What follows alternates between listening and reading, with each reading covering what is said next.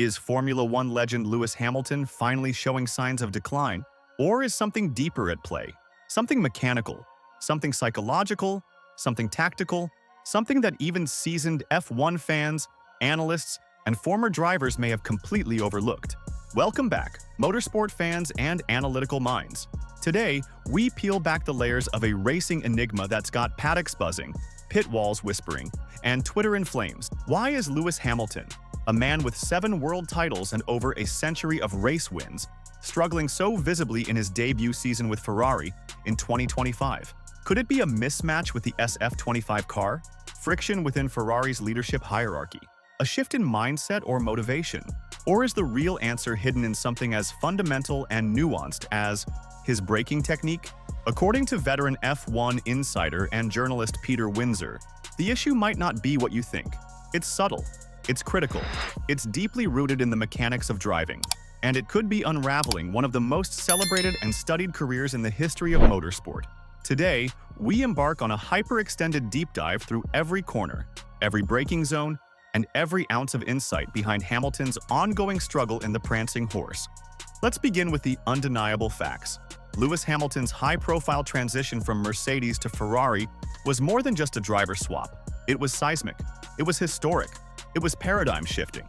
For over a decade, Hamilton was the beating heart of Mercedes, a strategic linchpin who delivered 6 of his 7 titles, dominated the hybrid era, and helped shape an era of unmatched success. He wasn't just a driver. He was a symbol of Mercedes' dominance.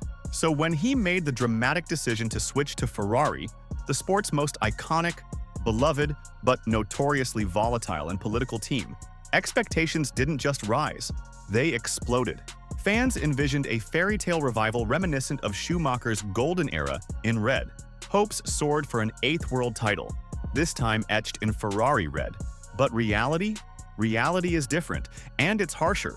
5 races into 2025, Hamilton finds himself not only behind Charles Leclerc in the standings, but clearly trailing in pace, performance, rhythm, and most worryingly, confidence. From Bahrain to Miami, his laps have lacked that signature aggression. He's consistently qualifying in the midfield.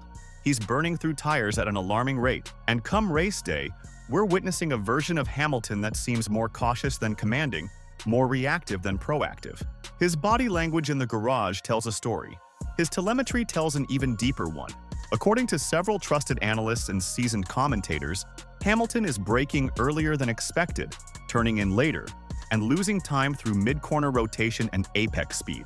The difference isn't just in raw lap times, it's in instinctual behavior, in subconscious adjustments, in something as detailed and foundational as his braking motion.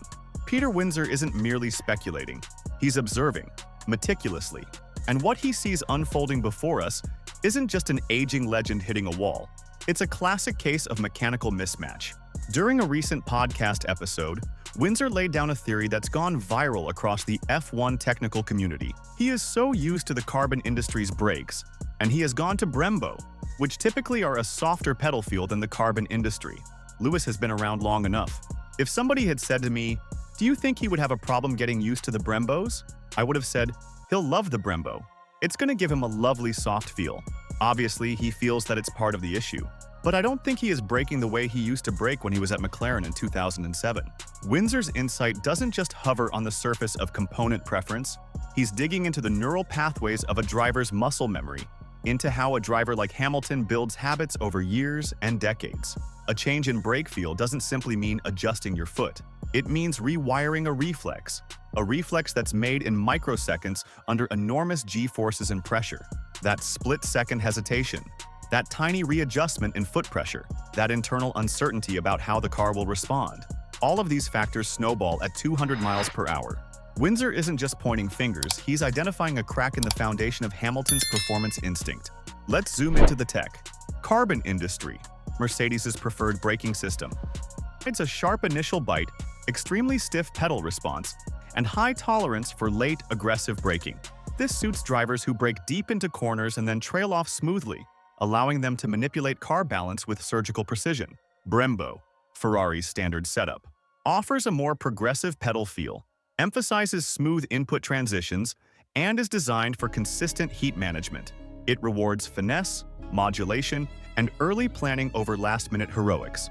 On paper, the switch sounds like a minor detail, but in practice, it's enormous, especially for a driver who has spent the better part of 15 years perfecting a feedback loop based on one braking system. Hamilton now brakes earlier, more cautiously, and tends to decelerate in a straight line rather than trail braking into the apex. This means he's spending less time rotating the car mid-corner, and more time trying to reposition the car on exit. The result? Momentum lost, lap time sacrificed, rhythm interrupted. And with Charles Leclerc, who has been fine-tuning his skills with the Brembo system since 2019, the contrast in technique and confidence is glaring. Windsor doesn't stop at braking hardware. He moves on to a broader and deeper theme: short corners. He was a short corner driver just like Charles Leclerc, even going back 5 years ago. The three best drivers in the world were Lewis Hamilton, Max Verstappen, and Charles Leclerc. The problem is, Lewis has not been driving with short corners in the last 3 years at Mercedes, and he has taken that lack of feel to Ferrari now, to my astonishment. Short corners are more than just a driving technique. They're a performance philosophy. They involve reducing the coasting phase of a corner, optimizing rotation at the apex, and maximizing the exit throttle phase. Short corner driving: brake late, rotate quickly, and accelerate early. It's aggressive, efficient, and lethal when executed perfectly. Long corner driving: brake earlier, carry more cornering speed in a wider arc, and delay throttle application. It's smoother, but less efficient in qualifying trim. Hamilton, once the undisputed master of short corners, think Silverstone's Maggots Beckett's, Brazil's Senna S, or Montreal's Hairpin, seems to have drifted toward a more conservative, long corner driving style. Maybe it's car characteristics, maybe it's age, maybe it's adaptation gone awry. Regardless, the SF25, a car seemingly designed to accentuate Leclerc's short corner brilliance, demands a different rhythm, one that Hamilton hasn't yet relearned. Charles Leclerc is not merely fast, he's symphonic in the SF25. Windsor paints the picture with precision. Charles is manipulating the car mid-corner at the rotation point. By the time he has done the rotation perfectly, he is already looking at the exact point, which is the size of a 50-pence coin. Leclerc doesn't second-guess. He commits. He hurls the SF25 into corners with complete trust in its rotation and balance, then snaps onto the throttle with ferocity and grace. His driving is instinctual, internalized, and harmonious. Hamilton, by contrast, appears to be recalibrating, analyzing, thinking. That extra layer of thought, that tiny pause before committing to the apex, that's where the lap time evaporates. That's the cost of a mechanical divorce from muscle memory. Here's the uncomfortable truth: age matters. Not just in years, but in milliseconds. Windsor lays it out. At the age of 40, he is leaving a bit of margin because he is thinking about it more. Age 20, he wouldn't have been thinking about it, and he'd just do it. It's not a criticism. It's biology. As drivers age, their brains process risk differently. Instinct gives way to evaluation. Reflex yields to calculation. In everyday life, that's wisdom. In F1, it's a time penalty. Hamilton hasn't lost his edge, but he's adapting. He's recalibrating, and that split-second processing time, compounded by new car behavior and team dynamics, is proving costly. Combine that with the unfamiliar Brembo brakes, the shift away from short corner instinct, and the psychological load of transitioning to Ferrari, and you've got a perfect storm. But never count out Lewis Hamilton. If there's one trait he's shown over the years, from karting days to World Championship comebacks, it's resilience. Hamilton isn't finished, not by a long shot, but Formula One is unforgiving. The cars evolve, the rivals sharpen, the margins disappear. He's battling Leclerc, battling brake feel, battling muscle memory, and ultimately, battling himself. So the question remains, are we witnessing the twilight of a legend, or the rebirth of a warrior who refuses to be counted out? Drop your thoughts in the comments below. Hit like if this extended analysis gave you something to think about. Smash that subscribe button for more F1 deep dives, tech breakdowns, and hard-hitting truths. And don't forget to ring the bell so you never miss a moment of racing insight.